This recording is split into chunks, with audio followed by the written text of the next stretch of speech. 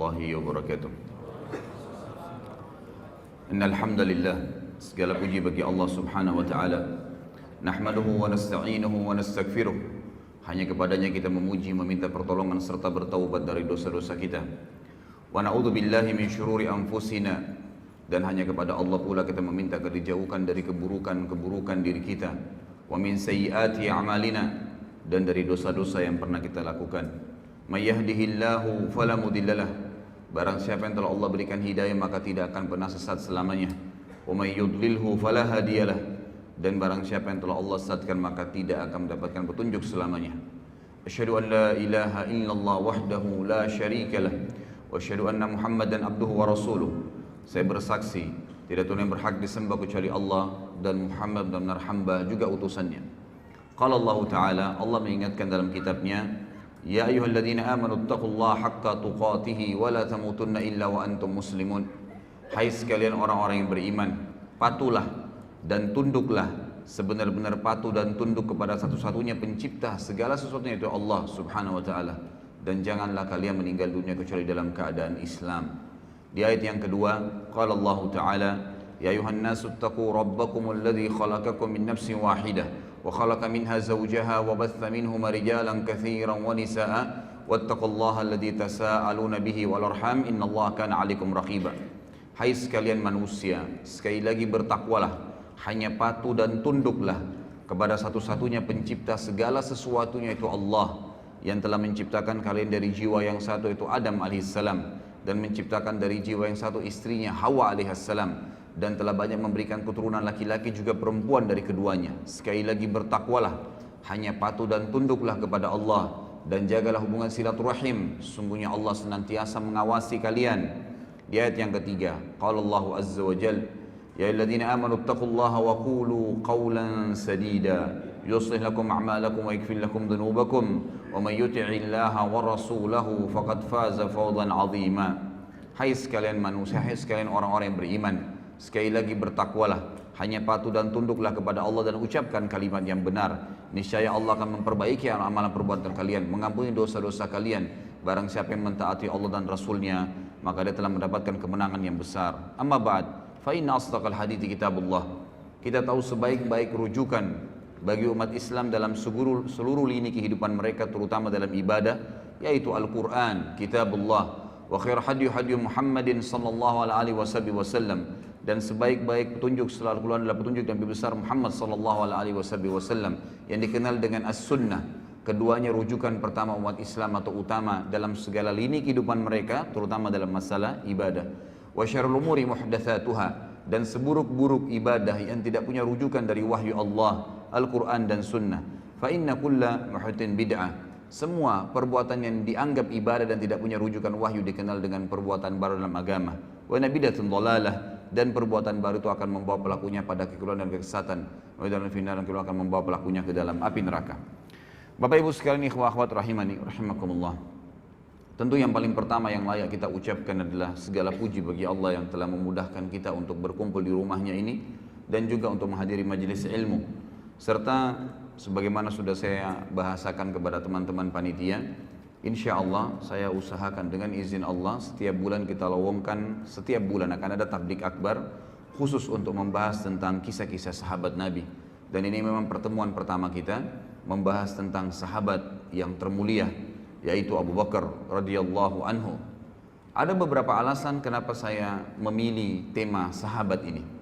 Yang pertama, saudaraku, banyak sekali umat Islam yang tidak tahu, bahkan tidak pernah mau tahu siapa saja orang-orang yang telah sukses sebelum mereka, baik dunia maupun akhirat. Yang mereka pikirkan adalah orang-orang yang masih hidup bersama mereka, yang dianggap belum berhasil sebenarnya. Mereka baru berhasil di poin-poin tertentu, di substansial kehidupan, belum semuanya, gitu kan. Tapi ada orang-orang yang telah mendahului kita dari orang-orang saleh terlebih dahulu. Mereka sukses dunia, kaya raya, seperti figur Abu Bakar nanti akan kita jelaskan. Dia seorang pedagang, kalau Anda mau bicara seorang pedagang, dan termasuk miliardernya Mekah. Beliau juga adalah seorang raja nantinya menjadi khalifah. Beliau seorang ayah yang sukses dan memiliki banyak anak serta 4 orang istri. Beliau juga radhiyallahu anhu yang memiliki banyak sekali kelebihan-kelebihan, termasuk tokoh masyarakat Mekah. Beliau adalah pejuang yang paling berani di medan perang. Beliau memiliki prinsip-prinsip hidup, gitu kan. Umur yang panjang sampai 63 tahun dan banyak sekali hal yang luar biasa dari kehidupan beliau sebagaimana akan kita tahu nanti. Dan akan banyak sekali kita akan ambil pelajaran dari kejadian-kejadian dari kehidupan beliau dan semoga Allah memberikan taufiknya untuk itu. Dan juga hal yang lain, saya akan bedah buku ikhwah dan akhwat sekalian. Bukunya adalah Ashabi Rasulullah sallallahu alaihi wasallam, ditulis oleh Syekh Mahmud Al-Misri. Allahu alam ya, setahu saya semenjak saya baca buku-buku tentang sahabat, saya temukan ini buku yang paling lengkap. Jadi kalau ada teman-teman yang berminat, saya sudah titipkan sama panitia, bisa mendapatkan di panitia. Buku ini ada 4 jilid. Ya, buku ini ada 4 jilid. Dan buku ini akan kita bedah setiap bulannya. Jadi kalau kesempatan sekarang kita akan bahas Abu Bakar, maka yang depan insya Allah mungkin Umar bin Khattab dan seterusnya, maka akan terus mengikuti buku ini. Jadi pun kalau ikhwah dan akhwat memilikinya, maka akan terus kita bedah sampai selesai 4 jilid dengan izin Allah subhanahu wa ta'ala. Saya ingin titik beratkan dalam metode penyampaian saya nanti ini, bahasan ini, dan ini bahasan yang cukup panjang sebenarnya. Sejarah Abu Bakar radhiyallahu anhu ini bukan sejarah yang pendek, sejarah yang panjang, dan Allahu alam kita tidak tahu bisa selesai sampai duhur atau tidak. Maka perlu saya tekankan kepada teman-teman bahwasanya saya tidak fokus kepada tanya jawab nantinya, tapi saya akan fokus ke materi. Dan ini yang lebih penting dalam majelis ilmu. Jadi majelis ilmu itu yang dinomorsatukan adalah materi yang diterima, bukan pertanyaannya. Kalau Allah mudahin nanti di akhir waktu ada kesempatan untuk bertanya, alhamdulillah, gitu kan. Kalau tidak, maka bisa nanti menghubungi saya di luar materi ini seperti yang disampaikan oleh panitia. Setiap Rabu malam maghrib isya ada materi yang rutin saya sampaikan di masjid kita ini. Antara maghrib isya materi kitab Al-Kabair dan kemudian dilanjutkan tanya jawab sampai jam 9 malam. Dan itu bebas Anda bertanya apa saja. Saya akan masuk dulu ke judul kita. Judul kita ini menggapai derajat Siddiq bersama Abu Bakar. Karena ada kalimat Siddiq yang saya terima atau yang saya titik beratkan pada saat saya sampaikan judul ke panitia, maka saya akan jelaskan dulu kalimat Siddiq itu sebelum masuk ke masalah siapa itu Abu Bakar dan apa yang kita bisa ambil dan kenapa beliau mendapatkan julukan Siddiq itu sendiri. Saudaraku, Siddiq itu diambil dari kata sadaqa yasduqu yang berarti jujur, tanggung jawab, amanah, penuh kepercayaan. Itu artinya. Kalau seseorang itu memiliki sifat kriteria tadi dari definisinya, maka dia dikatakan siddiq untuk laki-laki dan siddiqah untuk perempuan. Allah Azza wa Jalla menggunakan kalimat siddiq ini di banyak dalam ayat Al-Quran. Ada orang-orang yang memang Allah sebutkan, seperti misalnya Allah sebutkan tentang Yusuf alaihissalam dalam surah Yusuf urutan 12 ayat 46. Allah subhanahu wa ta'ala berfirman, A'udzu billahi minasyaitonir rajim, Yusufu ayyuhas siddiq. Al-ayah. Tentu ada lanjutan ayatnya, tapi ini saksi bahasan. Wahai Yusuf, ya, orang yang siddiq. Karena Yusuf alaihissalam adalah orang yang penuh dengan amanah, tanggung jawab, kejujuran dan kepercayaan penuh. Kemudian juga Allah subhanahu wa ta'ala sebutkan tentang Ibrahim alaihissalam di dalam surah Maryam urutan 19 ayat 41. A'udzu billahi minasyaitonir rajim, wadhkur fil kitabi Ibrahim innahu kana siddiqan nabiyya. Al-ayah. Dan ingatlah tentang kisahnya Ibrahim. Penyampaian Allah tentang Ibrahim, sesungguhnya dia nabi, sesungguhnya dia seseorang yang siddiqan nabiyya. Dia adalah orang yang sangat jujur, penuh dengan kepercayaan, ya, apapun yang disampaikan tentang kebenaran dia akan dukung, dan dia juga seorang nabi. Kata para ulama tafsir di sini Allah Subhanahu wa taala mendahulukan memuji Ibrahim alaihissalam dengan siddiq sebelum nabi. Berarti siddiq ini punya kedudukan tersendiri karena sebab utama para nabi-nabi ditunjuk oleh Allah justru karena mereka punya sifat sidq. Jadi ini asasnya nanti kita akan titik beratkan. Jadi dengan adanya sifat sidq tadi, kejujurannya, amanahnya, tanggung jawabnya, kepercayaan penuh tentang kebenaran sehingga dia siap mempertahankan dan membela kebenaran tersebut, itu yang akan membuat Allah Subhanahu wa taala menunjuk mereka, memberikan mereka posisi ya sebagai nabi. Sebagaimana nanti akan kita titik beratkan banyak poin-poin masalah ini. Kemudian Allah Subhanahu wa taala juga menyebutkan tentang Maryam alaihissalam, ibunya Nabi Isa. Ya. Di dalam firman-Nya surah Al-Maidah urutan 5 ayat, ya ini kurang jelas saya tulis ya, sekitar 100 ayat 150-an. A'udzu billahi minasyaitonir rajim. Mal masih ibnu Maryam illa rasulun qad khalat min qablihi ar-rusul wa ummuhu siddiqah. Kana ya'kulani at-ta'am. Unzur kaifa nubayyinu lahumul ayati thumma anzur anna yufakun. Sesungguhnya Masih ibnu Maryam, Nabi Isa alaihissalam adalah jelas seorang rasul, utusan Allah, dan telah terdahulu sebelumnya banyak rasul-rasul, dan ibunya adalah siddiqah. Ya, jadi di sini penggunaan untuk perempuan siddiqah. Jadi Maryam alaihissalam ini, dia Maryam binti Imran bersaudara dengan Asia binti Imran, dan dua wanita ini adalah wanita yang sangat mulia.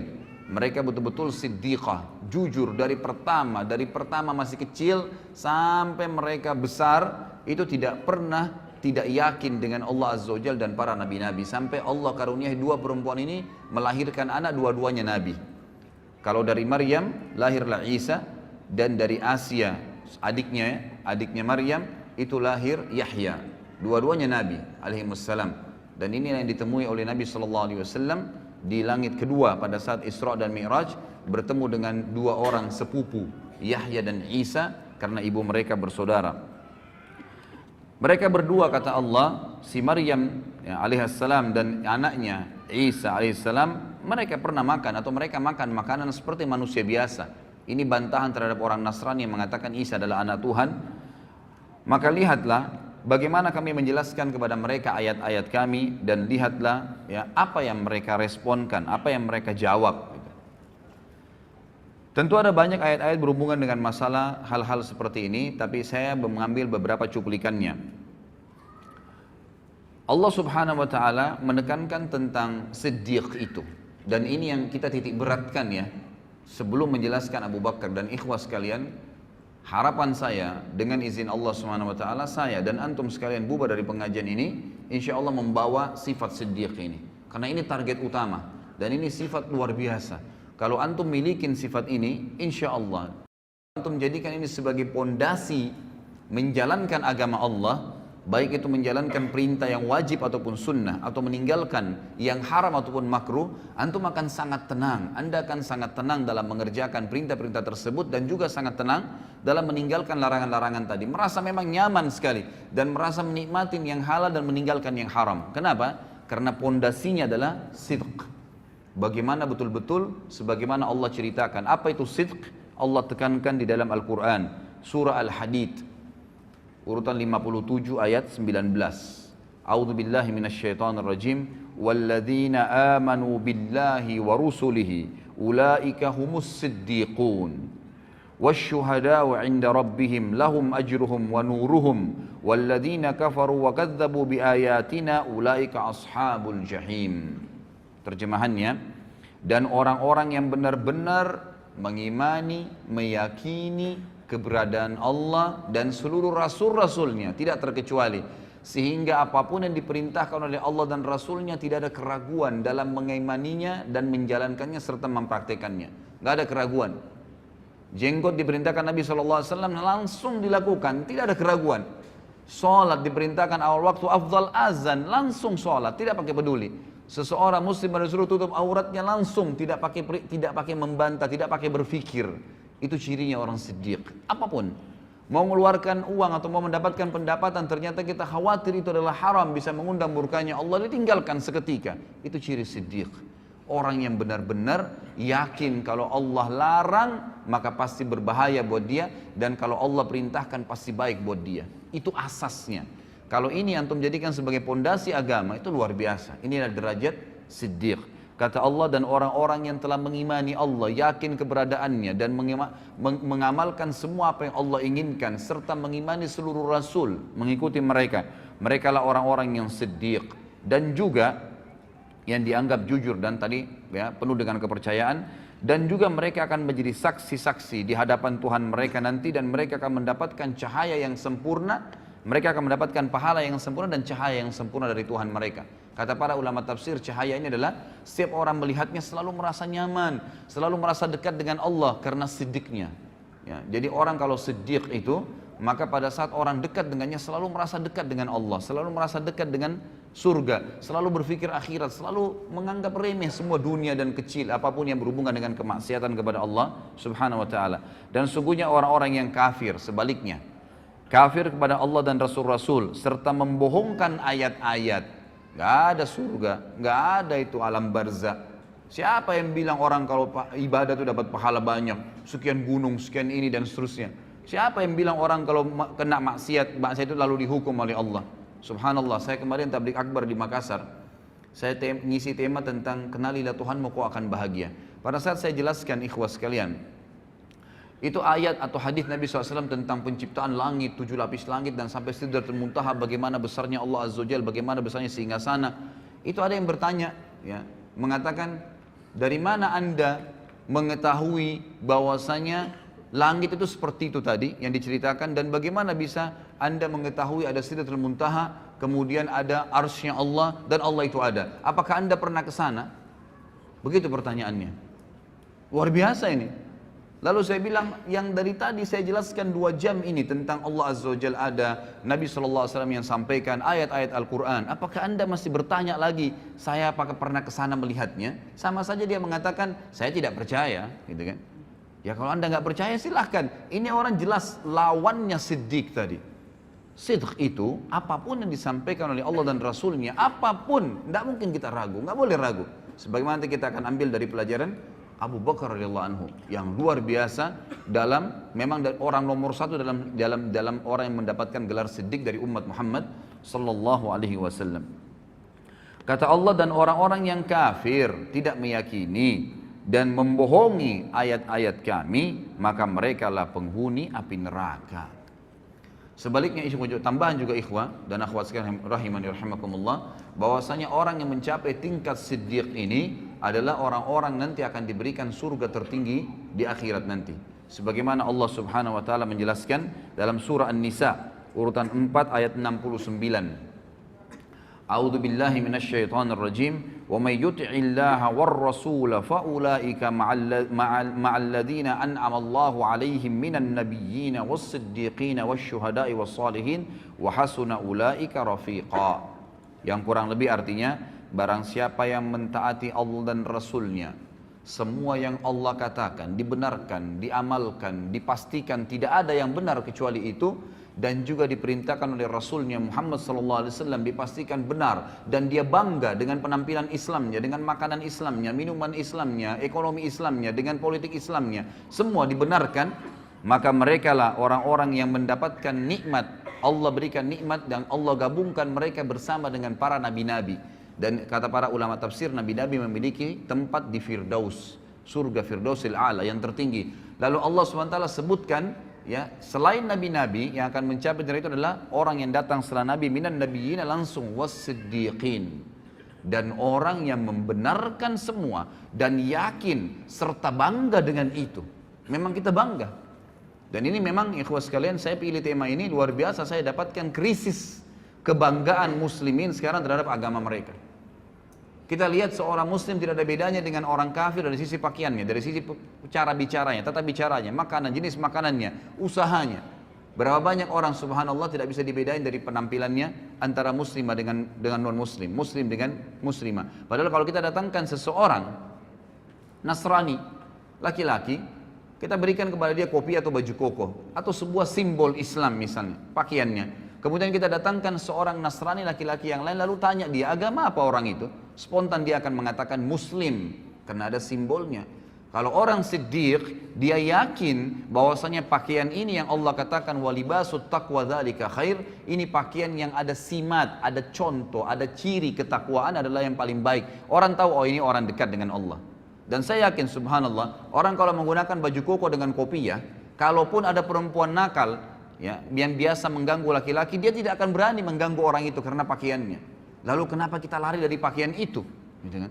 Kita malah tidak bangga. Berapa banyak orang subhanallah muslimin ya, atau kita datangkan misalnya perempuan Nasraniyah ya, suruh pakai jilbab 5 menit saja, panggil Nasraniyah perempuan yang lain, tanya orang itu agama apa, maka dia akan mengatakan itu muslimah, ada simbol. Tapi syaitan menghiasi sebagian orang yang tidak punya sifat siddiqah, nggak ada sifat siddiqnya ini dalam dirinya, maka syaitan mengatakan untuk apa kau pakai jilbab, maka tidak ada bedanya antara dia dengan wanita kafirah, sama saja. Cuplikan yang selalu dilihat, didengar oleh kupingnya, ditatap oleh matanya, semuanya berbau orang-orang non-muslim. Film-filmnya semua Hollywood, Bollywood, dan yang semua berhubungan dengan tontonan terhadap aurat, lagu-lagu yang menjauhkan dia dari Al-Quran, semuanya jauh, semuanya jauh. Cerita-cerita kosong, balas dendam, narkoba, mencuri istrinya orang lain, dan beragam macam hal, perselingkuhan dan seterusnya. Ini yang menjadi simbol di rumah orang-orang Islam sekarang. Tidak ada pengajian, tidak ada tilawah Al-Quran. Lalu kemudian mereka mau mengkhayal anaknya hafal Quran. Dari mana ikhwah dan akhwat sekalian? Dia sendiri gak pernah sentuh Al-Quran, gak pernah dengar ceramah di rumah. Antum berapa kali saya jelaskan dalam pengajian saya ikhwah. Ini masih kronologis semua ya. Saya bilang, kalau saya pribadi, kadang-kadang sehari di Jakarta, saya bukan membanggakan diri, cuma berbagi ya. Pada saat saya punya pengajian 4 hari, 4 kali jadwal sehari. Dari pagi kadang-kadang sampai malam ikhwah. Dari pengajian saya isi 2 jam, kemudian pulang menuju ke pengajian yang kedua. Di mobil itu sejam atau setengah jam, atau bahkan 45 menit, atau kadang-kadang sampai 2 jam jaraknya. Itu saya dengarkan lagi ceramah, baik ceramah saya, baik tilawah Al-Quran, baik ceramah asatidzah, teman-teman da'i-da'i, atau saya dengarkan para masyayikh yang dari Saudi dalam bahasa Arab. Jadi saya tidak ada selah, tidak ada selang waktu di mana saya kosong gitu di mobil, atau saya lagi berzikir kepada Allah Subhanahu wa taala. Saya coba lakukan. Kemudian saya isi pengajian 2 jam lagi. Jedah lagi antara pengajian kedua dan ketiga juga saya dengarkan lagi ceramah. Itu luar biasa. Api iman dalam hati itu terus berkobar ikhwah. Kadang-kadang antum dari pengajian seperti ini keluar dari masjid, setan akan bisikin. Tadi kan sudah pengajian, sekarang hiburannya musik. Dibisikin sama dia, antum iyahkan, begitu lemah, tidak sidq. Yakin ikhwas sekalian, kalau antum yakin di majlis ilmu bisa menambah iman, bisa mengingatkan kita kepada Allah Azza wa Jal, bisa membuat kita rindu dengan akhirat, bisa tahu tentang surga, bisa tahu tentang neraka dan kita khawatir tentang neraka tersebut, lalu kenapa tidak sepanjang hidup kita seharian itu diisi dengan hal tersebut? Sayangnya rumah-rumah umat Islam sekarang ada Al-Quran itu kalau ada kematian, malah sebenarnya tidak ada Al-Quran dalam sunnah Nabi SAW dibaca pada saat kematian. Sebaliknya mereka lakukan hal tersebut. Dalam masalah ekonomi, riba, ya, gharar, semuanya, kezaliman, manipulasi yang dilarang oleh Nabi SAW, dilarang oleh agama, tapi dilakukan. Alasannya apa boleh buat Ustaz? Nggak ada jalan lain. Lalu antum depan Allah Azza wa Jalla juga akan katakan itu pada hari kiamat, pada saat dihisab, nggak ada jalan lain. Lepaskan diri dari situ.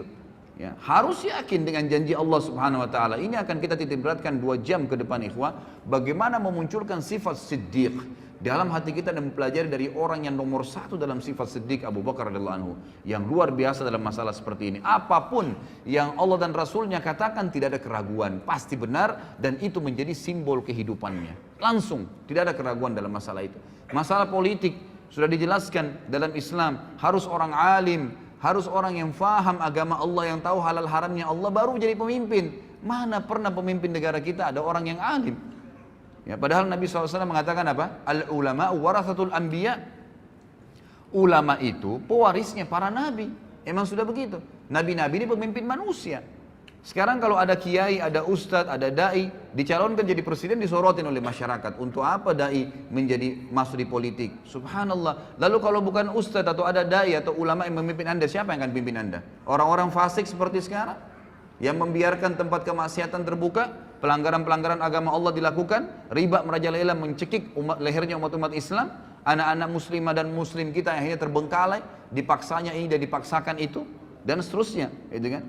Maka ini keliru sekali. Bukankah Nabi SAW datang ke Madinah lalu menjadi pemimpin pada saat beliau datang dan beliau menobatkan diri menjadi raja sekalian Nabi di Madinah karena beliau adalah seorang yang paling alim, tahu halal haramnya Allah? Bukankah Nabi SAW wasiatkan Abu Bakar radhiyallahu anhu penggantinya setelah beliau adalah orang yang paling alimnya sahabat, paling tahu halal haramnya Allah? Bukankah Abu Bakar menulis wasiat pada saat mau meninggal mengatakan, aku meninggalkan wasiat yang manusia yang paling bertakwa sama Allah dan paling paham halal halalnya Allah adalah Umar bin Khattab? Bukankah Umar bin Khattab lalu menunjuk Uthman bin Affan bukankah Uthman dan masyarakat Madinah akhirnya menunjuk, ya, masyarakat Madinah menunjuk Ali setelah itu karena dianggap orang yang paling alim setelah Uthman, dan seterusnya.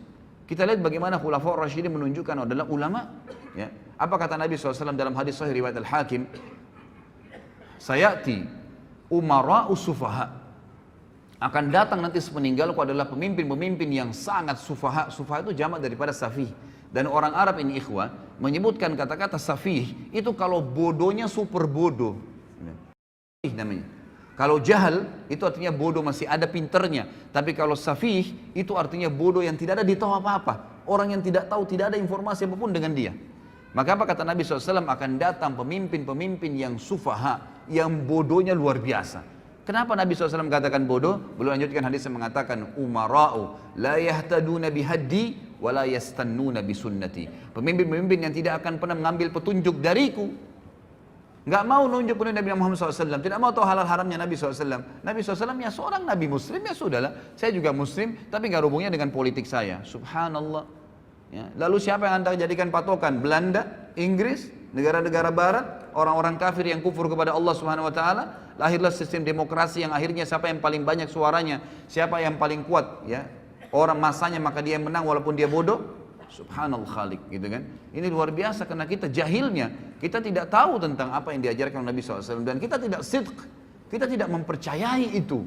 Seakan-akan ragu, benar nggak Islam nih? Benar nggak Islam itu bisa ngatur politik? Padahal 1345 tahun kita memimpin dunia. Bagaimana Anda masih ragu dengan masalah itu? Lalu kata Nabi SAW, wa yastannuna bisunnati, dan tidak pernah ngikutin sunnah-sunnahku. Kita lihat sekarang negara-negara Islam. Jadi kacau balau, jadi gampang semuanya diobrak-abrik, jadi gampang naik pemimpin, ya tidak ada opsi lagi. Ini atau itu, dua-duanya nggak baik, dua-duanya begini. Karena Anda tidak kembali kepada sistem yang sebenarnya. Allah Azza wa Jalla sudah tuntunkan di dalam kitabnya. Jadi kata Allah Subhanahu wa Ta'ala, dan orang-orang yang mentaati Allah dan Rasulnya dalam segala lini ikhwah. Al-Quran dan Sunnah di atas segalanya. Allah dan Rasulnya di atas segalanya. Di atas politik, di atas ekonomi, di atas rumah tangga, di atas jabatan, di atas pendapatan, di atas segala-galanya.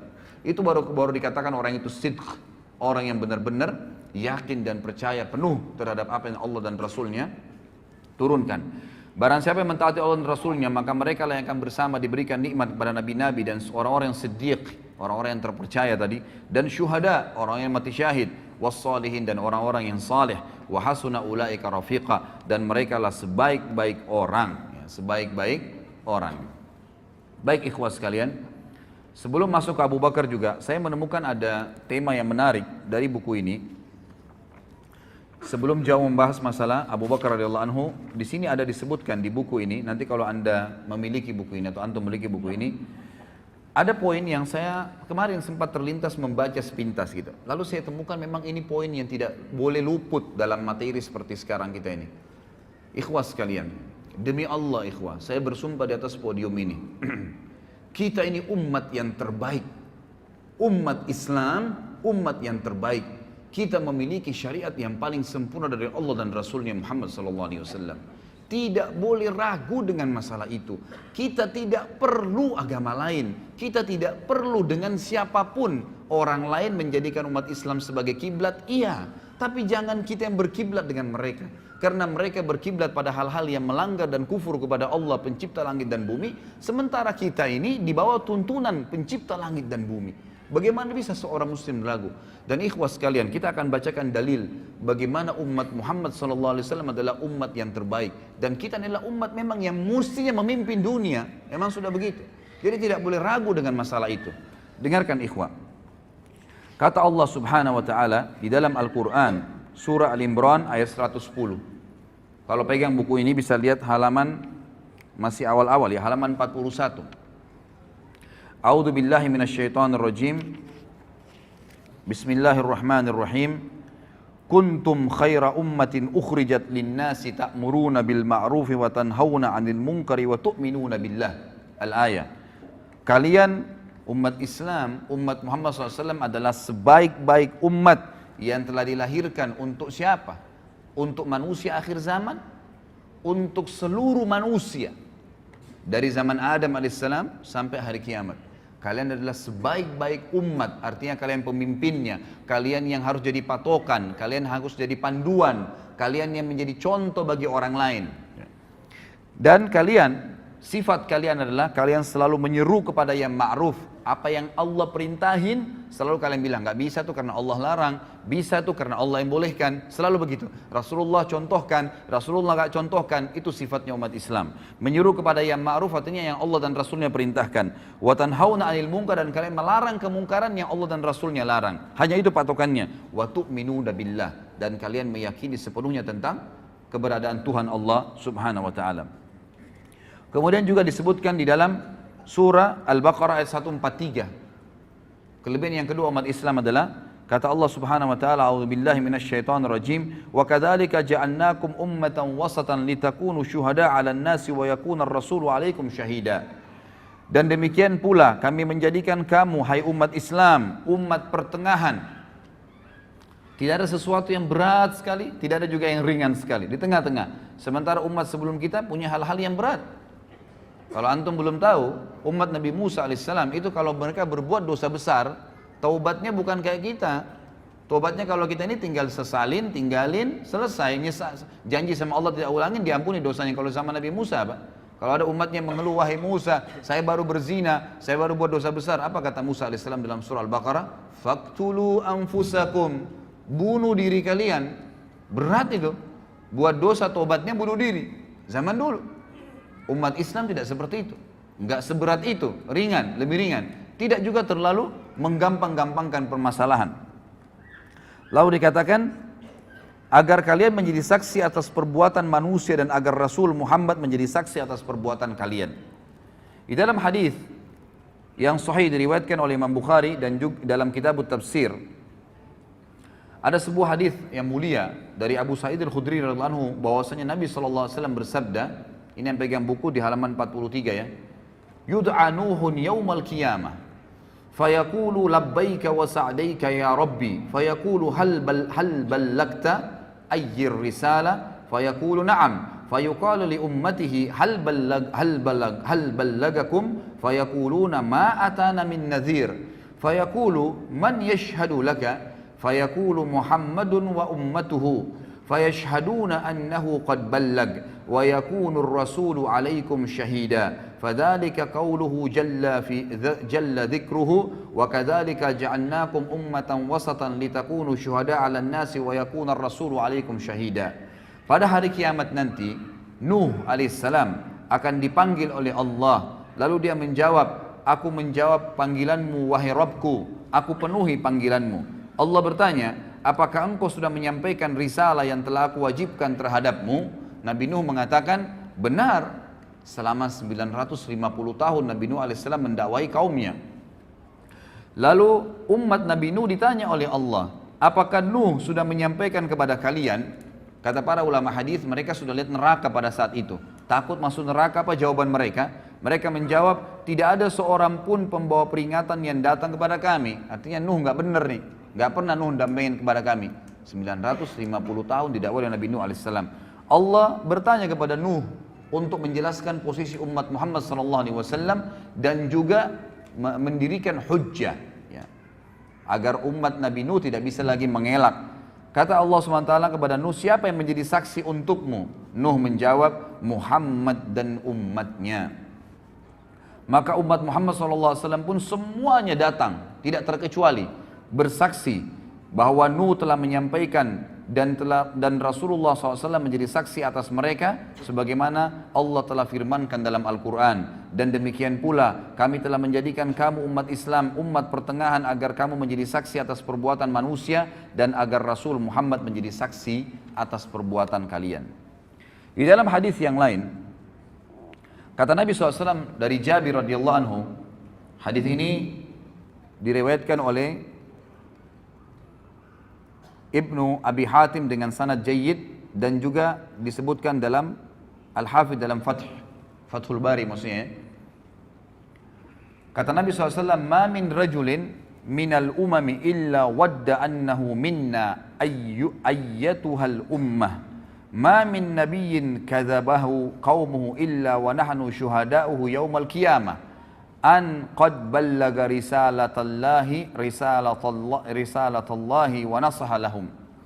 Tidak ada seorang pun dari umat-umat sebelum kita, kata Nabi SAW, kecuali dia berharap berasal dari kita, wahai umat Islam.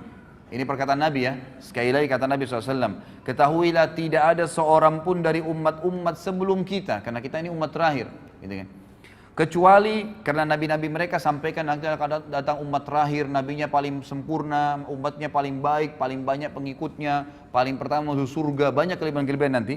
Lalu mereka kecuali berharap, semuanya berharap umat-umat sebelum kita, termasuk golongan kita ini.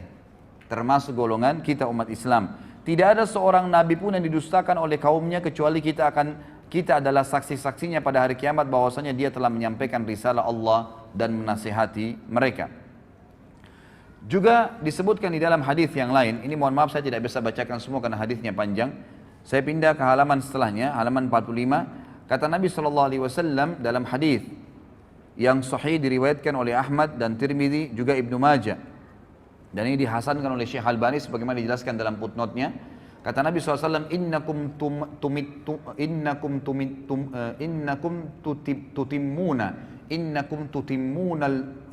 tutimmuna sab'ina ummah antum khairuha wa akramuha 'ala Allah. Sesungguhnya kalian akan melengkapi 70 umat. Ya, kata para ulama hadis maksudnya adalah ada 70 kelompok umat yang besar nanti pada hari kiamat. Dan kalian adalah yang melengkapi yang paling banyak di antara 70 umat itu. Kalian adalah yang terbaik dan termulia bagi Allah. Di dalam hadis yang lain diriwayatkan oleh Ahmad dan Tirmidzi dari Anas dan Syekh Albani mengatakan untuk mensahihkan hadis ini, kata Nabi SAW, mathalu ummati mathalul matar la yudra awwaluhu khairun am akhiruh. Umatku ibaratnya hujan, tidak diketahui mana yang paling baik, apakah yang pertama atau yang terakhirnya. Maksudnya apa? Semuanya baik. Umat Islam ini semuanya baik. Selama mereka amalkan agamanya, maka mereka adalah yang terbaik. Tidak ada bedanya antara satu dengan yang lainnya. Juga kata Nabi SAW di dalam hadis yang sahih riwayat Abu Daud, Tabarani dan juga Hakim, Nabi SAW bersabda, ummati hadhihi ummatun marhumatun laysa 'alaiha 'adzabun fil akhirah innama 'adzabuha fid dunyal fitan wazzalazilu wal qatlu wal balaya. Umatku ini adalah umat satu-satunya yang dikasihani oleh Allah. Tidak ada azab atas mereka di akhirat. Maksudnya orang-orang ya yang umat Islam ini umumnya kata ulama hadis sebelum mereka meninggal itu diberikan kesempatan untuk bertaubat. Selalu diingatkan oleh Allah Subhanahu wa taala. Jadi betul-betul orang yang masuk ke neraka nanti dari umat Islam ini umat-umat yang betul-betul menyimpang. Benar-benar tidak mau bertaubat, tidak mau kembali ke jalan Allah Subhanahu wa taala. Akan tetapi azabnya akan datang di dunia dalam bentuk fitnah-fitnah, gempa bumi, pembunuhan, mungkin mereka dibunuh oleh orang-orang lain dan wabah penyakit. Kemudian di dalam hadis yang lain juga diriwayatkan Imam Muslim dari Abu Musa al-Asy'ari bahwasanya Nabi SAW bersabda, Inna Allah azza wa jal idza arada rahmata ummatin min ibadihi qabada nabiyyaha qablaha faja'alahu laha faratan wa salafan baina yadayha wa idza arada halakata ummatin azzabaha wa nabiyyuha hayyun fa ahlakaha wa huwa yanzuru fa aqarra ainahu bihalatiha hina kadzabuhu wa asaw amrah. Jika Allah azza wajalla hendak merahmati suatu umat dari hamba-hambanya, niscaya dia mengambil atau mewafatkan nabinya sebelum mereka. Seperti Nabi Muhammad SAW wafat sebelum para sahabat umumnya, dia menjadikan nabi tersebut sebagai pendahulu di hadapan mereka sehingga bisa dicontohin. Jika Allah hendak membinasakan satu umat, niscaya dia Allah menyiksanya sebelum nabi mereka atau selama nabi mereka masih hidup. Allah membinasakan mereka sedangkan nabi mereka melihatnya. Seperti kasus Nabi Nuh, Nabi Lut, jadi dilihat. Dia membuatnya tenang dengan kebinasaan mereka manakala mereka mendustakan dan menyelisihi perintahnya. Kemudian juga kelebihan umat Muhammad SAW yang lain adalah hadis disebutkan oleh Ibnu Majah dan Baihaqi, disahihkan oleh Syekh Albani dari Abu Hurairah radhiyallahu anhu bahwasanya Nabi SAW bersabda, Inna Allah tajawaza li ummati amma tuwaswisu bihi suduruha atau suduruha ma lam ta'mal aw tatakallam bihi wa mastukriha alaih. Sesungguhnya Allah memaafkan umatku apa yang terbersit dalam hati mereka selama mereka belum melakukannya. Jadi kalau kita lagi sholat, kemudian ada bisikan-bisikan riya, bisikan apa saja, selama kita belum iyakan, maka tidak terhitung batal, gitu kan? Sebab semua ibadah pasti ada terlintas bisikan setan ya. Kita mau sedekah, tuh orang puji, itu orang ini. Kita lagi sholat tuh, indahkan ada teman di sebelah kamu, kamu dipuji. Kita lagi berdoa seperti itu. Selama kita nggak iyakan, maka tidak ada masalah. Tapi kalau kita sudah iyakan, baru terjadi riya itu, mendapatkan dosa. Seperti itu. Allah SWT memudahkan bagi umat ini seperti itu. Jadi Allah Subhanahu Wa Taala memaafkan umatku apa yang terbersih dalam hati mereka, maksudnya digoda oleh syaitan selama mereka belum melakukannya atau mengucapkannya, dan apa yang mereka dipaksa atasnya. Kalau dipaksa lakukan satu perbuatan, kalau tidak dia akan dibunuh. Seperti kasus Ammar ibn Yasir, ya radhiyallahu anhu, pada saat ayahnya dan ibunya Ammar dan Sumayyah dibunuh oleh Abu Jahal, maka Ammar masih kecil, umurnya 7 tahun, 8 tahun. Ketakutan, disiksa sama Abu Jahal. Abu Jahal bilang, saya akan siksa kamu, saya tidak bunuh langsung. Sampai habis semua kulitmu, sampai kamu kesakitan luar biasa dan kamu mati tersiksa. Kalau kau tidak kufur kepada Muhammad. Maka kata Ammar, baiklah, apa yang kau mau wahai Abu Jahal? Kata Abu Jahal, katakan saya kufur kepada ya risalahnya Muhammad, kufur kepada kenabian Muhammad. Maka Ammar mengatakan, saya kufur kepada risalahnya Muhammad. Lalu Abu Jahal tidak puas, lewatlah unta betina. Lalu kata Abu Jahal, saya tidak akan lepaskan kau kecuali kau katakan unta ini Tuhanku. Maka Ammar pun berkata, unta ini Tuhanku, baru dilepas. Ammar bin Yasir radhiyallahu anhu waktu lepas dari azab merasa menyesal, ya terbebani hatinya. Kenapa tadi nggak sekalian biarin aja saya disiksa? Lalu dia datang kepada Nabi SAW mengatakan, umur 7 tahun, 8 tahun ini luar biasa imannya. Lalu kata Ammar, ya Rasulullah sambil nangis, bagaimana bisa ini? Saya tadi mengucapkan begini dan begitu ya Rasulullah, karena saya takut dibunuh. Kata Nabi SAW, wahai Ammar, kalau seandainya diulangin lagi kepadamu besok, ucapkanlah. Selama memang bukan hatimu yang menginginkannya. Artinya memang dipaksa, gitu kan? Ini terlepas dari, ini adalah sebuah hal yang tidak dihukum bagi umat Muhammad sallallahu alaihi wasallam. Kemudian juga dikatakan oleh Nabi sallallahu alaihi wasallam di dalam hadis diriwayatkan oleh Ibnu Abi Asim dari Anas dan dihasankan oleh Syekh Albani dalam Sahihul Jami', kata Nabi SAW, Inna Allah Ta'ala kad ajara ummati min an tajtami ala dhalalah. Sesungguhnya Allah Ta'ala telah melindungi umatku sehingga mereka tidak bersepakat di atas kesesatan. Artinya selama mereka berpegang pada Al-Quran dan Sunnah, maka mereka insya Allah tidak akan sesat. Kemudian juga ya, di dalam hadis yang diriwayatkan oleh Imam Muslim dan Ahmad juga Nasai dari Hudzaifah radhiyallahu anhu, bahwasanya Nabi SAW bersabda, fuddilna 'alan nasi bi thalath. Ju'ilat sufufuna ka sufufil malaika wa ju'ilat lana al-ardu kullaha masjida wa ju'ilat turbatuha lana tahura idza lam najidil ma wa u'titu hadhihi al-ayat min akhir suratil Baqarah min kanzin tahtal arshi lam yu'taha nabiyyun qabli. Kami diberikan umat Islam ini 3 keutamaan kata Nabi SAW atas semua manusia. Yang pertama, saf-saf kami dijadikan seperti safnya para malaikat. Nah, jadi memang pengaturan saf solat itu dianjurkan seperti safnya malaikat. Sebagaimana sabda Nabi SAW kepada para sahabat dalam hadis Bukhari Muslim, tidakkah kalian mengatur saf kalian sebagaimana para malaikat mengaturnya? Lalu kata para sahabat, bagaimana malaikat mengatur saf mereka ya Rasulullah? Kata Nabi SAW, mereka menyempurnakan saf demi saf, setelah penuh baru pindah ke saf yang kedua, setelah penuh baru pindah saf ketiga dan seterusnya. Yang kedua adalah seluruh bagian bumi ini dijadikan bagi kami sebagai masjid. Boleh dibangun masjid dimanapun tempatnya, selama tanah itu bukan tanah hasil rampasan atau yang haram, maka boleh dibangun masjid. Dan yang ketiga, debunya bumi ini dijadikan untuk kami sebagai alat bersuci jika kami tidak mendapatkan air. Bisa bertayamum dari mana saja, ya debu yang ada. Dan diturunkan kepadaku ayat-ayat ini dari akhir surah Al-Baqarah, ya, dari perbendaharaan di bawah arsy-Nya Allah yang tidak diberikan kepada seorang nabi sebelumku. Kemudian juga tentu di sini ada banyak sekali ya hadis-hadis Nabi SAW yang mungkin saya tidak bisa bahas semua. Tentu saya berharap ikhwan dan akhwat bisa memiliki bukunya. Sekali lagi karena buku ini akan kita bedah setiap bulannya dengan izin Allah. Kalaupun memang Allah memberikan ada halangannya, maka minimal Anda sudah memiliki buku rujukan yang saya jadikan sebagai referensi utama ini. Di sini ada banyak sekali ya. Dan saya tutup dengan hadis ya, di mana Nabi SAW menyebutkan ada 2 hadis ya, yang pegang buku di halaman 53 langsung. Kata Nabi SAW di dalam hadis diriwayatkan oleh Ahmad dari Abu Bakar radhiyallahu anhu dan disahihkan oleh Syekh Albani dalam Sahihul Jami', kata Nabi SAW, "U'titu sab'ina alfan min ummati yadkhuluna al-jannata bighairi hisab, wujuhuhum kal qamari lailatal badr wa qulubuhum ala qalbi rajulin wahid. Fastazattu Rabbi azza wa jal fazadani ma'a kulli wahidin sab'ina alfa." Ini kemuliaan yang luar biasa. Aku diberikan 70.000 dari umatku yang masuk surga tanpa hisab. Wajah mereka seperti rembulan di malam purnama dan hati mereka di atas hati satu orang, artinya semuanya sama imannya. Aku lalu meminta tambahan kepada Rabbku, maka dia Rabbku memberiku tambahan, setiap satu orang dari 70.000 itu ditambahkan 70.000 orang yang lain, sehingga masing-masing mereka bisa membawa 70.000. Jadi 70.000 kali 70.000, dan ini tidak ada bagi umat-umat sebelum kita. Ini luar biasa sekali Allah SWT berikan kepada kita. Kemudian dikatakan juga di dalam hadis yang lain,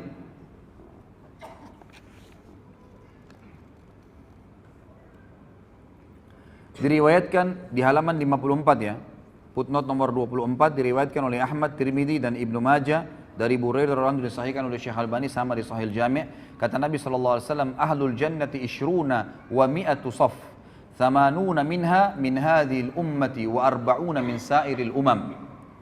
Penduduk surga itu sebanyak 120 saf nanti jumlahnya, ya 120 saf. 80 darinya itu adalah dari umat ini. 80 saf dari 120 yang masuk surga itu adalah dari umat ini. Sedangkan 40 yang lain adalah 40 yang sisa dari umat yang lainnya. Jadi cuman bayangkan ya, dari Nabi Adam alaihissalam sampai Nabi Isa alaihissalam, berapa miliar manusia, itu cuma 40 saf.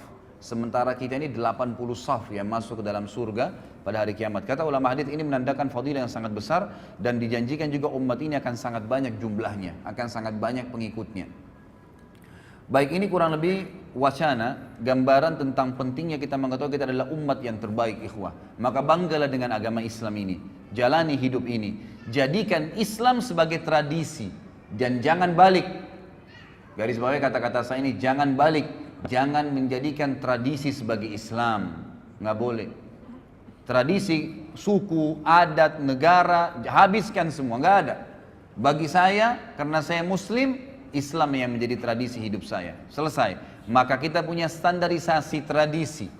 Mau di Afrika, mau di Eropa, mau orang bule, mau orang hitam, mau orang Arab, mau orang Melayu, mau orang dari manapun, suku manapun, kalau kita bertemu dengannya maka akan sama semua perilakunya, pakaiannya, makanannya, minumannya, tutur katanya, akhlaknya, semua akan sama. Karena yang dijadikan tradisi adalah Islam. Itu yang dititik beratkan, ikhwah. Tidak usah lagi berpatokan dengan agama lain. Tidak usah berpatokan dan menjadikan idola orang-orang non-muslim. Kembalilah kepada orang-orang muslim. Dan kita akan lihat nanti figur pertama yang luar biasa pada hari ini. Kemudian saya kerucutkan bahasan juga sebelum Abu Bakar radhiyallahu anhu. Saya akan sebutkan, ikhwah, di antara umat Islam ini ada lagi orang-orang yang terbaiknya. Jadi tadi kita umat yang terbaik, ada juga di kalangan umat Islam ini orang-orang yang terbaik. Itulah para sahabat ridwanullahi alaihim, sahabat Nabi sallallahu alaihi wasallam, sahabat-sahabat Nabi sallallahu alaihi wasallam yang Allah SWT telah memberikan julukan mereka radhiyallahu anhum wa radu'an. Inilah imam-imam kita. Mereka lah ya panutan-panutan kita, idola-idola kita. Di buku ini ada lebih dari sekian puluh sahabat yang disebutkan, dan satu orang saja, ikhwan dan akhwat sekalian, kalau kita jadikan sebagai rujukan hidup kita, idola kita, sudah cukup untuk selamat dunia akhirat. Bagaimana kalau kita jadikan semuanya puluhan orang ini sebagai idola kita?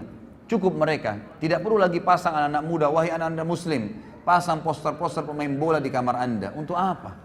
Apa yang mau dibanggakan dengan mereka? Dengan keterampilan mereka main bola? Masuk surga ke dengan main bola ini? Bukan berarti tidak boleh main bola ya, olahraga boleh dalam Islam. Tapi sampai pada tingkat anak-anak kita menghafal nama-nama pemain bola dan tidak tahu nama sahabat Nabi. Siapa yang sudah dijamin masuk surga? Siapa yang sudah berjuang dan sebenarnya? Gitu kan? Ini hal-hal yang harus kita sadari dan kita fahamin. Maka kita harus kembali kepada para sahabat. Jadikan mereka sebagai idola-idola kita. Karena bukan mustahil, ikhwah dan akhwat sekalian, sahabat-sahabat terutama 10 yang jamin masuk surga ini, sampai beritanya kepada kita, ya, sampai sekarang seperti yang akan kita bahas nanti ini, itu bukan mustahil, ya, bukan cuma sebuah kisah dongeng yang diceritakan. Tapi kata para ulama, agar kita bisa mencontohin Abu Bakar, Umar, Uthman, Ali, Talha, Zubair, Abdurrahman ibn Auf, hafal nama-nama mereka, kisah-kisah mereka, tahu kehidupan mereka sehari-hari.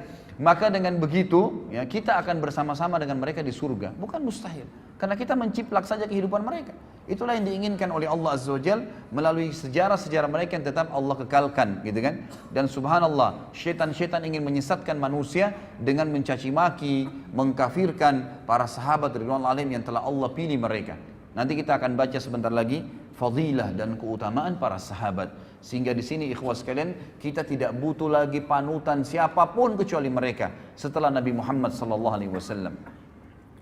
Yang pertama ikhwas sekalian, disebutkan dalam buku ini, Allah Subhanahu wa taala menurunkan banyak sekali Al-Qur'an. Coba buka halaman 59 yang pegang bukunya. Sekali lagi ikhwah dan akhwat, kalau ingin memiliki bukunya ada di depan sama panitia ya. Yang jelas kita membahas di sini jilid pertamanya. Surah Al-Ahzab halaman 59 ayat 23. A'udzubillahi minasyaitonirrajim. Allah SWT mengekalkan dalam Al-Quran, dibaca oleh setiap orang yang beriman tentang para sahabat. Ini ayat ini, satu ayat saja ini sudah cukup membantah orang-orang Syiah ini, yang betul-betul sampai berani mengkafirkan para sahabat. Apalagi figur yang kita bicara sebentar lagi tentang siapa dia. Kata Allah SWT, minal mu'minina rijalun sadaqu ma'ahadullaha alaih, faminhum man qadha nahbahu wa minhum man yantadir wa ma baddalu tabdila. Di antara orang-orang mukmin, maksudnya para sahabat. Ayat ini turun kepada para sahabat. Ada orang-orang yang menepati apa yang telah mereka janjikan kepada Allah. Maksudnya di sini ulama tafsir bilang mereka mati syahid. Mereka berusaha masuk medan perang supaya mati syahid, dan Allah berikan apa yang telah Allah janjikan. Dan ada di antara mereka yang gugur, dan ada pula di antara mereka yang masih menunggu ikut perang, belum mati, ikut perang yang kedua, terus begitu. Ya, karena yakin dengan apa yang Allah janjikan dengan mati syahid itu. Dan mereka sama sekali tidak mengubah janjinya, maksudnya tidak berubah, tidak murtad, tidak ragu, tidak bimbang. Kemudian dalam surah Al-Bayyinah ayat 8 Allah Subhanahu wa taala mengatakan radhiyallahu anhum wa radu an. Allah Subhanahu wa taala ridha kepada mereka dan mereka pun ridha kepada Allah. Mereka pun ridha kepada Allah. Kemudian dalam surah Al-Fath ayat 18 Allah terus memuji para sahabat. Ikhwas sekalian, kalau Allah sudah ridha kepada seseorang, Rabbul Alamin, Tuhan alam semesta, siapa lagi yang kita mau jadikan panutan selain mereka? Yang diridhoi oleh atasannya, diridhoi oleh presiden dan rajahnya, diridhoi oleh keluarganya dan istrinya atau suaminya? Jauh sekali. Diridhoi oleh pencipta langit dan bumi, radhiyallahu anhum wa radu an. Allah sudah ridha kepada mereka semua sahabat. Di sini jamak, radhiyallahu anhum, tidak terkecuali, gitu kan? Waradu'an, dan mereka juga ridho dengan Allah, ridho dengan agama ini, mereka memilih itu. Kemudian juga dalam surah Al-Fatih ayat 18 halaman 60-nya, a'udzubillahi minasyaitonirrajim, kata Allah SWT, laqad radiyallahu 'anil mu'minina idh yubayyi'unaka tahta asy-syajarati fa'alima ma fi qulubihim fa'anzala as-sakinata 'alaihim wa athabahum fathan qariba. Sungguh Allah telah meridai orang-orang yang beriman. Siapa mereka itu? Sahabat di sini. Ketika mereka berjanji kepadamu, hai Muhammad. Siapa di antara kita pernah ketemu dengan Nabi SAW? Tidak ada. Yang pernah ketemu adalah para sahabat. Ayat ini turun kepada mereka. Kata Allah SWT, sungguh Allah telah meridai orang-orang mukmin ketika mereka berjanji setia kepadamu, hai Muhammad, di bawah pohon. Dia mengetahui apa yang ada dalam hati mereka. Maksudnya Allah tahu hati-hati para sahabat yang bersih dari kekufuran. Lalu dia Allah memberikan ketenangan atas mereka dan memberikan balasan kepada mereka dengan kemenangan yang dekat. Kemudian juga dalam surah Al-Fath ayat 29. Terus bertubi-tubi Allah jelaskan tentang siapa sahabat ini. Inilah idola kita, saudaraku. Kata Allah SWT, a'udzubillahi minasyaitonirrajim, Muhammadur Rasulullah walladzina ma'ahu asyidda'u 'alal kuffari ruhama'u bainahum tarahum ruk'an sujjadan yabtaguna fadlan minallahi wa ridwana simahum fi wujuhim min atharis sujud dzalika mathaluhum fit taurat wa mathaluhum fil injili kazar'in akhraja shat'ahu fa'azarahu fastagladha fastawa 'ala suqi yu'jibu az-zurra'a liyaghidha bihimul kuffar wa'adallahu alladhina amanu wa 'amilus solihati minhum maghfiratan wa ajran 'azima. Muhammad itu, kata Allah SWT, adalah benar-benar utusan Allah. Dan orang-orang yang bersama dengan dia. Siapa orang bersama dengan Nabi SAW? Kita kan? Orang-orang yang nanti belum lahir kan? Orang yang hidup bersama Nabi SAW, sahabat. Makanya para ulama memberikan definisi sahabat adalah orang yang melihat Nabi SAW dengan mata kepalanya, beriman dengan Nabi SAW dan meninggal dalam keyakinan tersebut. Itu namanya sahabat. Di sini dipuji oleh Allah SWT. Mereka bersama dengan Muhammad, mereka bersikap tegas terhadap orang-orang kafir, dan mereka berkasih sayang sesama mereka. Kalian melihat mereka ruku dan sujud. Ini cirinya para sahabat, selalu sibuk dengan ruku dan sujud saja, ibadah kepada Allah SWT, mencari karunia Allah dan keridhaannya. Pada wajah mereka tampak tanda-tanda bekas sujud, di dahi mereka hitam. Demikianlah sifat-sifat mereka yang diungkapkan dalam Taurat dan juga diungkapkan dalam Injil. Jadi dalam Taurat dan Injil sudah disebutkan ciri-ciri para sahabat ridwanullahi alaihim. Jadi ini bukan orang-orang yang cuma sekedar dari umat kita saja, maksudnya hanya sekedar dari umat kita dan disebutkan dalam Al-Quran, tapi memang Allah pastikan Taurat, Injil sebelum mereka lahir sudah disebutkan siapa itu sahabat. Luar biasa nih kedudukan sahabat nih. Yaitu seperti benih yang mengeluarkan tunasnya. Kemudian tunas itu semakin kuat, lalu menjadi besar dan tegak lurus di atas batangnya. Tanaman itu menyenangkan hati penanam-penanamnya karena Allah hendak menjengkelkan hati orang-orang kafir. Dengan kekuatan orang-orang yang beriman, Allah menjanjikan kepada orang-orang yang beriman dan mengerjakan kebajikan di antara mereka, sahabat, gitu kan, ampunan dan pahala yang besar. Juga ayat yang lain, Allah SWT menyebutkan dalam surah Al-Hasyr, ayat 9 dan ayat 8 dan ayat 9. Ini semua tentang sahabat nih. Ya, kita bayangkan luar biasanya bagaimana Allah memuji sahabat dalam Al-Quran, dan luar biasanya bagaimana orang-orang Rafidah dan orang Syiah berani mengkafirkan para sahabat yang Allah menyebut mereka sebagai orang yang beriman.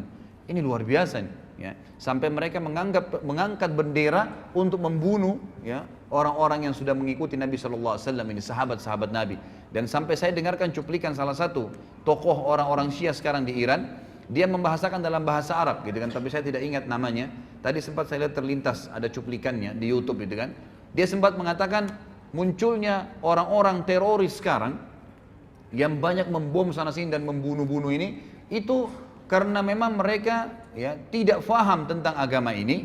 Kemudian mereka-mereka ini sebenarnya cuma substansial, cabang-cabang kecil dari induk-induk pemimpin-pemimpin mereka. Saya pikir yang mereka mau sebutkan ini ulama-ulama sunni yang sekarang. Ternyata mereka bilang apa? Kalimatnya dia bilang apa?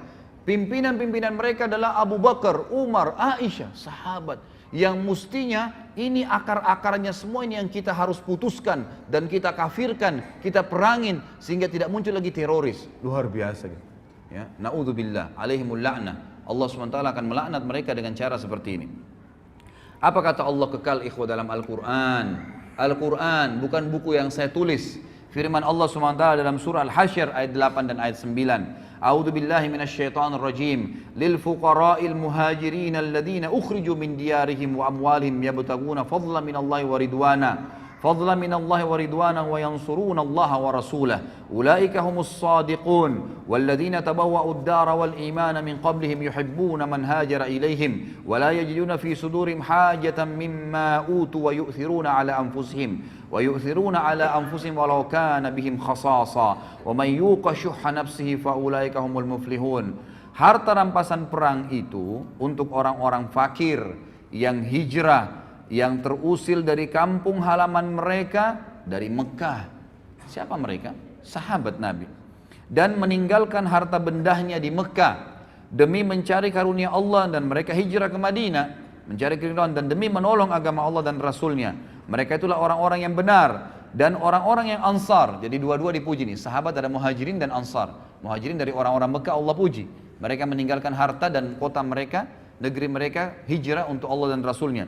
Dan orang-orang Ansar yang di Madinah yang menyambut mereka, sahabat-sahabat Nabi yang telah menempati kota Madinah.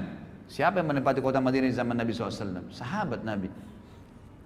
Dan telah beriman sebelum kedatangan mereka, para muhajirin, kepada Nabi Muhammad SAW. Mereka mencintai orang-orang yang berhijrah ke tempat mereka, dan mereka tidak menaruh keinginan dalam hati mereka terhadap apa yang diberikan kepada mereka, muhajirin. Maksudnya memberi balasan, memberikan bantuan kepada muhajirin, tidak berharap balasan. Itu sifat sahabat-sahabat Ansar. Meskipun mereka juga memerlukannya. Dan siapa dijaga diri dari kekikiran, berhitungan di jalan Allah, maka mereka itulah orang-orang yang beruntung. Mereka lah orang-orang yang beruntung. Kemudian surah At-Taubah ayat 88 sampai 89. Terus Allah sebutkan banyak ayat tentang sahabat nih. Sengaja saya angkat ayat-ayat ini dan saya bahas ikhwah dan akhwat sekalian rahimakumullah agar kita tahu nih, inilah idola-idola kita ini ahli-ahli surga dan sudah sukses di dunia juga di akhirat. Di dunia nanti akan kita lihat kisah Abu Bakar radhiyallahu anhu.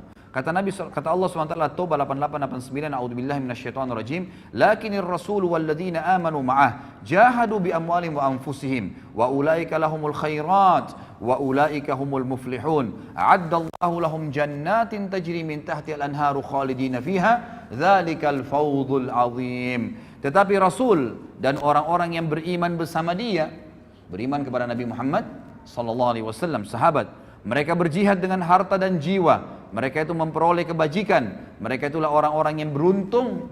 Sahabat dipuji oleh Allah SWT. Allah telah menyediakan bagi mereka surga yang mengalir di bawahnya sungai-sungai. Mereka kekal di dalamnya. Itulah kemenangan yang agung. At-Taubah ayat 100. A'udzubillahi minasyaitonirrajim. Ayat setelahnya. Was-sabiqunal awwaluna minal muhajirin wal ansari walladzina ittaba'uhum bi ihsan. والذين اتبعوهم بإحسان رضي الله عنهم ورضوا عنه وعد لهم جنات تجري تحتها الأنهار خالدين فيها أبدا ذلك الفوز العظيم. Dan orang-orang yang terdahulu lagi yang pertama-tama masuk Islam dari golongan muhajirin dan ansar. Kata ulama tafsir, penyebutan Allah SWT muhajirin ansar memastikan tidak mungkin orang lagi mendustakan kalau ini turun kepada para sahabat ridwanullah alaihim, karena tidak ada orang yang berjulukan Muhajirin dan Ansar kecuali para sahabat Nabi. Dan orang-orang yang mengikuti mereka dengan baik setelah itu.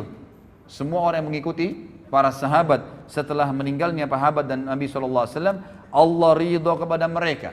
Dan mereka pun ridho kepada Allah. Allah menyediakan bagi mereka surga-surga yang mengalir di bawahnya sungai-sungai. Mereka kekal di dalamnya selama-lamanya. Itulah kemenangan yang agung. Ikhwah akhwat sekalian, ikuti para sahabat, sahabiat Nabi, pertahankan sampai malaikat maut mencabut ruh anda, maka pasti kita akan masuk surga. Allah yang berfirman, Allah sediakan surga yang di bawahnya mengalir sungai-sungai. Gak usah pusing lagi dengan artis fulan, idola profesor, doktor ini. Sibuk dengan sahabat Nabi ridwanullahi alaihim. Wallahi ikhwah, Abu Bakar gak punya ijazah dari Amerika, Umar gak punya ijazah dari Eropa, tapi memimpin negara, menjadi orang yang sangat adil, dan mereka kaya raya, pedagang yang berhasil, keturunannya semua sukses. Kita akan lihat bagaimana Abu Bakar dalam kehidupannya luar biasa. Ya, bukan berarti saya katakan tidak usah berpendidikan formal, silahkan, gitu kan. Tapi jangan itu dijadikan sebagai idola, panutan, seakan-akan sudah melupakan semua orang-orang yang sudah kita sebutkan dari kalangan sahabat. Selanjutnya surah At-Taubah ayat 117. Kata Allah Subhanahu wa taala, a'udzubillahi minasyaitonirrajim, laqad taballahu 'alan nabiyyi wal muhajirin wal ansari alladziina ittaba'uuhu fi sa'atil usr. Alladziina ittaba'uuhu fi sa'atil usrati min ba'di ma kada yazigu qulubu fariqin minhum thumma taba 'alaihim innahu bihim raufur rahim. Allah berfirman, ya, sungguh Allah telah menerima taubat Nabi Muhammad sallallahu alaihi wasallam dan orang-orang muhajirin dan orang ansar. Di sini Allah bukan sebutkan mukminin umumnya, tapi di sini dikhususkan Nabi dan muhajirin dan ansar. Artinya sahabat-sahabat yang mengikuti Nabi pada masa-masa kesulitan di awal-awal Islam. Sulit sekali menyebarkan Islam. Ikhwah sekarang dan akhwat sekalian, kita luar biasa ya. Lahir zaman sekarang ini luar biasa kalau bagi saya bilang. Kita lahir Quran sudah sempurna, masjid sudah banyak, orang tua kita muslim, ya. Di mana-mana tersebar agama Islam. Sudah jelas, masjid di Mekah sudah bebas dari kekufuran, Madinah sudah bisa dikunjungin, orang bisa umroh haji sepuasnya. Luar biasa Islam. Kalau kita lahir di zaman Nabi SAW, ikhwah, nggak gampang jadi sahabat. Luar biasa sulitnya. Nggak ada lampu, nggak ada penerangan pada saat itu. Ada seorang Nabi buta huruf, nggak bisa baca, nggak bisa nulis, ngaku Nabi. Kira-kira kalau antum hidup di zaman Mekah dulu, beriman nggak? Gitu kan? Tidak ada lampu, nggak ada apa-apa, orang yang hidup bersama-sama di padang pasir lalu ngaku saya Nabi. Apalagi nanti kita bahas masalah Isra dan Mi'raj, ada borak, kuda bersayap, terbang, perjalanan Palestina Mekah sebulan bisa ditempuh dalam satu malam. Mungkin kita bersama dengan Abu Jahal, naudzubillah, gitu kan. Tapi kita hidup sekarang luar biasa, hidup dengan sahabat itu masa-masa kesulitan, luar biasa mereka bisa beriman pada saat itu. Setelah hati segolongan dari mereka hampir berpaling, kemudian Allah menerima taubat mereka. Sungguhnya Allah Maha Pengasih lagi Maha Penyayang terhadap mereka. Kemudian juga ayat yang lain, dan ini saya angkat saja ayat yang terakhir karena ini cukup banyak dalilnya. Dalam surah Al-Kahfi, ya.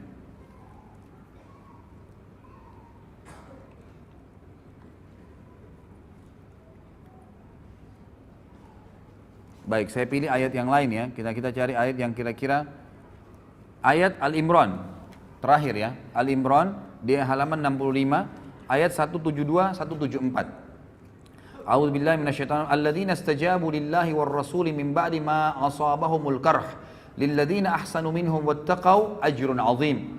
Alladzina qala lahumun nasu innan nasa qad jama'u lakum fakhshawhum فزادهم إيمانا وقالوا حسبنا الله ونعم الوكيل فانقلبوا بنعمة من الله وفضل لم يمسسهم سوء واتبعوا رضوان الله والله ذو فضل عظيم. Orang-orang yang mentaati perintah Allah dan Rasul Muhammad SAW setelah mendapatkan luka dalam perang Uhud. Siapa yang hadir di perang Uhud? Kita kan? Para sahabat Nabi. Orang-orang yang berbuat kebajikan dan bertakwa di antara mereka, para sahabat, mendapatkan pahala yang besar, yaitu orang-orang yang mentaati Allah dan Rasulnya. Yang ketika ada orang-orang yang mengatakan kepada mereka di perang Uhud, orang-orang Quraisy telah mengumpulkan pasukan untuk menyerang kalian, karena itu takutlah kepada mereka. Apalagi berita Muhammad SAW telah terbunuh pada saat itu. Ternyata ucapan itu justru menambah kuat iman mereka, para sahabat. Dan mereka menjawab, cukuplah Allah menjadi penolong bagi kami dan dia sebaik-baik pelindung. Maka mereka kembali dengan nikmat dan karunia yang besar dari Allah. Mereka tidak ditimpa suatu bencana dan mereka mengikuti keridhaan Allah. Allah mempunyai karunia yang besar. Ini ayat-ayat ikhwah dan cukup banyak ayat-ayat yang lain, tapi kita suka sampai sini ayatnya. Saya akan angkat di sini perkataan Ibnu Mas'ud tentang para sahabat Nabi. Sahabat menceritakan tentang sahabat. Apa kata beliau? Di sini penulis mengatakan sungguh indah ucapan Ibnu Mas'ud radhiyallahu anhu tentang para sahabat Rasulullah sallallahu alaihi wasallam. Dia berkata, "Inna Allah nadhara fi qulubil ibadi fawajada qalba Muhammadin sallallahu alaihi wasallam khaira qulubil ibad. Fastafahu li nafsihi fabta'athahu bi risalati. Thumma nadhara fi qulubil ibadi ba'da qalbi Muhammadin fawajada qulubu ashabihi khaira qulubil ibad." فجعلهم وزراء نبيه يقاتلون على دينه فما رأى المسلمون حسنا فهو عند الله حسن وما رأوا سيئا فهو عند الله سيء. Perkataan yang luar biasa. Ibnu Mas'ud berkata, sesungguhnya Allah memperhatikan hati hamba-hambanya, maka dia Allah mendapati hati Muhammad sallallahu alaihi wasallam adalah hati yang terbaik, sehingga dia memilihnya untuk dirinya dan mengutusnya sebagai pembawa risalahnya. Kemudian Allah Azza wa Jalla melihat hati hamba-hambanya setelah hati Muhammad sallallahu alaihi wasallam, maka dia mendapati hati para sahabatnya adalah hati yang terbaik, sehingga dia menjadikan mereka sebagai pendukung-pendukung nabinya yang berperang di atas agamanya. Apa yang dipandang baik oleh para sahabat kaum muslimin pada saat itu, maka ia juga baik di mata Allah. Karena para sahabat, ya, dari perilaku-perilaku mereka, dari perkataan mereka, dari pertanyaan mereka kepada Nabi SAW, maka turunlah ayat membenarkan perilaku mereka. Dan apa yang dipandang buruk oleh kaum muslimin sahabat pada saat itu, maka ia juga buruk dipandang oleh Allah Subhanahu wa taala. Juga Ibnu Mas'ud pernah berkata, "Man kana mustanna falyastanna biman qad mat, fa innal hayya la tu'manu alaihi al-fitnah." فأولئك أصحاب محمد صلى الله عليه وسلم أبر هذه الأمة قلوبا وأعمقها علما وأقلها تكلفا قد اختار الله تعالى لصحبة نبيه صلى الله عليه وسلم وإقامة دينه فاعرفوا لهم حقهم وتمسكوا بهديهم فإنهم على الحج المستقيم. Barang siapa ingin meneladani seseorang, maka hendaklah dia meneladani orang-orang yang sudah wafat. Karena orang yang masih hidup tidak dapat jaminan terhindar dari fitnah. Mereka itulah orang-orang terbaik dari sahabat Muhammad sallallahu alaihi wasallam. Umat ini yang paling mulia hatinya. Dari umat Muhammad ini, para sahabat yang paling mulia hatinya, paling mendalam ilmunya, dan paling sedikit memaksakan ya dirinya. Maksudnya di sini memaksakan diri dalam hal-hal duniawi. Allah Ta'ala telah memilih mereka untuk menjadi sahabat-sahabat Nabi-Nya Sallallahu Alaihi Wasallam dan menegakkan agamanya, dan kenalilah, maka oleh karena itu kenalilah hak-hak mereka dan berpeganglah kepada petunjuk-petunjuk mereka, karena mereka berada di atas jalan yang lurus. Diriwayatkan oleh Ibnu Abdul Bar dalam Jami' Bayan Ilm wa Fadli, dan juga disebutkan melalui jalur Qatadah dan Ibnu Mas'ud, diriwayatkan, dan Syekh Albani mengatakan, ya, dikatakan ini adalah hadis yang sahih. Ini kurang lebih gambaran tentang para sahabat. Tentu masih ada lagi fadilah-fadilah dan bisa dibaca dari halaman 67. Itu terlalu banyak, ya, terlalu banyak hadis-hadis di sini yang disebutkan oleh Nabi sallallahu alaihi wasallam. Saya akan angkat, mohon maaf, ada satu lagi hadis di sini di halaman 70, ya, di mana Nabi sallallahu alaihi wasallam bersabda tentang para sahabat beliau. Tentu ini banyak dalil yang belum saya baca, ya, karena melihat waktu saja. Hadis yang diriwayatkan oleh Imam Muslim dan Ahmad juga, ya, banyak disebutkan oleh imam-imam yang lain, di mana Nabi sallallahu alaihi wasallam bersabda tentang sahabat, "An-nujumu amanatun lis-sama', fa idza dhahabat an-nujum atas sama'u ma tu'ad, wa ana amanatun li ashabi, fa idza dhahabat ata ashabi ma yu'adun, wa ashabi amanatun li ummati, fa idza dhahaba ashabi ata ummati ma yu'adun." Bintang-bintang adalah penjaga bagi langit. Artinya selama bintang ada di langit, maka orang bisa tahu yang terang langit itu. Jika bintang lenyap, maka akan datang kepada langit apa yang dijanjikan. Kalau Allah sudah angkat bintang-bintang itu, maka langitnya akan kiamat. Aku adalah penjaga bagi para sahabatku. Jika aku pergi wafat, maka akan datang kepada para sahabatku apa yang dijanjikan kepada mereka.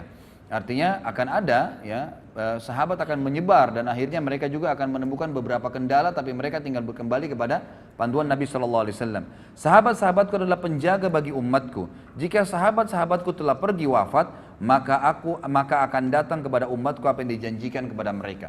Artinya mereka akan berselisih kalau mereka tidak mengikuti para sahabat ridwanullahi alaihim. Juga di sini halaman 71 nanti ikhwah bisa baca, ini hadis juga yang agung, bahwasanya banyak fakta sejarah disebutkan di dalam banyak sekali hadis riwayat Muslim, ya, hadis riwayat Bukhari, banyak disebutkan hadis-hadis di mana pernah terjadi peperangan. Sering kali terjadi peperangan di zaman Nabi SAW meninggal, kemudian pemimpin perang berkata kepada pasukannya, apakah ada di pasukan kita ini yang pernah menjadi sahabat Nabi? Maka mereka mengatakan ada, si fulan dan si fulan. Maka Allah memberikan kemenangan karena keberadaan sahabat itu. Kemudian dalam peperangan yang lain berkata juga pemimpin-pemimpin, setiap peperangan di zaman tabi'in mereka berkata, adakah sahabat yang ikut? Oh, ada si fulan masih hidup di pasukan. Maka Allah berikan kemenangan lagi karena adanya sahabat.